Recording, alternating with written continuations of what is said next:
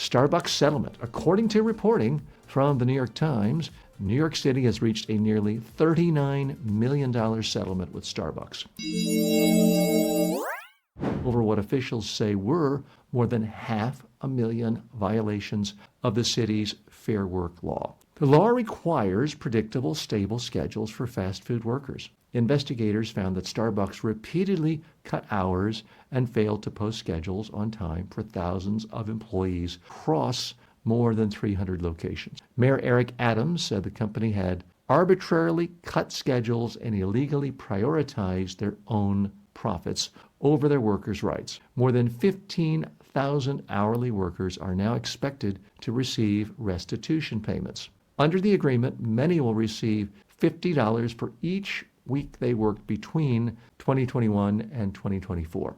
Mayor-elect Zoran Mandani, who joined striking Starbucks workers in Brooklyn alongside Senator Bernie Sanders, praised the settlement and said workers were, quote, simply asking to be treated with the respect they deserve. Starbucks responded that the law is, quote, notoriously challenging for businesses to navigate and called the issue one of compliance, not wage theft. Okay, so what's the real message here? Workers have seen their rights to control their own income, their own schedule, their own career, chipped away at for the last 40 years. This is one little time where they're chipping back a piece for themselves. The courts have said, Starbucks, no, you can't just jerk people around continually and expect them to take it. Let's dig a little deeper here. I do want to be fair to Starbucks. Compared to most small business and most gig workers, they're a dream place to work for because they do give health insurance. They do pay more. They have scholarships available.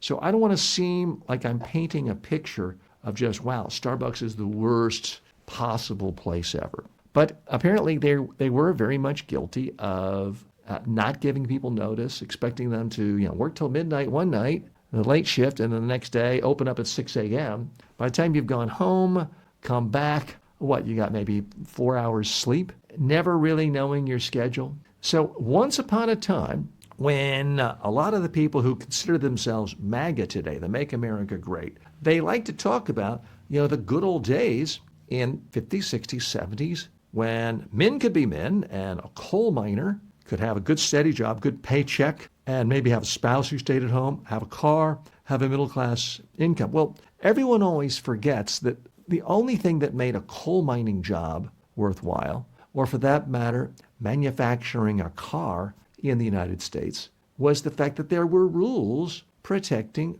workers. Unions stepped in and said, you know what, this idea of working 6.5 days a week, this idea of children working, this idea of 12-hour shifts, we don't think so. And they used the power of organized labor to write laws to make the 40-hour work week the norm, to put things like coffee breaks in, to put things like vacations in. And this was back when actual manufacturers and laborers, blue-collar workers, had things like pensions. Kids, you'll have to look up that word if you've never heard it before. So here we have a situation where Starbucks there was litigation. They've lost because New York is a little different from most places in America, as some of you have no doubt deduced. And they've said, we want to at least give some rights back to workers. They have the right to have some semblance of knowing what their schedule is going to be.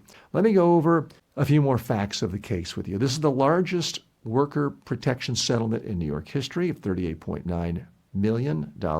More than 500,000 violations of the Fair Workweek law since 2021. It affects 15,000 workers. All of them are expected to receive some payments. What the city found is that Starbucks routinely cut hours by more than 15%. Again, back in the good old days, you worked making a Ford or a General Motors car or in a coal mine.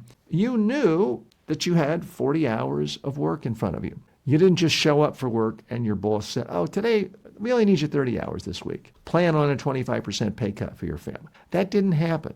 And what New York is trying to do is give people maybe not the same protections of organized labor, but some semblance of stability. So Mandani and Sanders joined a 19-day Starbucks worker strike in Brooklyn. Here's some provisions you need to know about the law. It requires schedules 14 days in advance. And bans surprise hour cuts without just cause. Obviously, if there's emergency, 10 of your top employees are all sick with COVID or some disease, and the company says, hey, we know you worked yesterday, but we're going to need you overtime today. No one really begrudges them that. But it's the idea of just the norm being jerked around. The norm being you can never, ever have a vacation because you never know if Friday night you've worked all week that you might get a notice late that night, hey, show up Saturday morning. It's wildly disruptive. And I will tell you, I am out of touch on this. Yes, I've worked in a restaurant before, but we're talking about more than 40 years ago. And I wasn't trying to support a family. For me, it was a little extra cash in college that, I don't know, I spent on a couple of books or a soda pop or something. So I wish I could tell you I have direct experience with working in these conditions.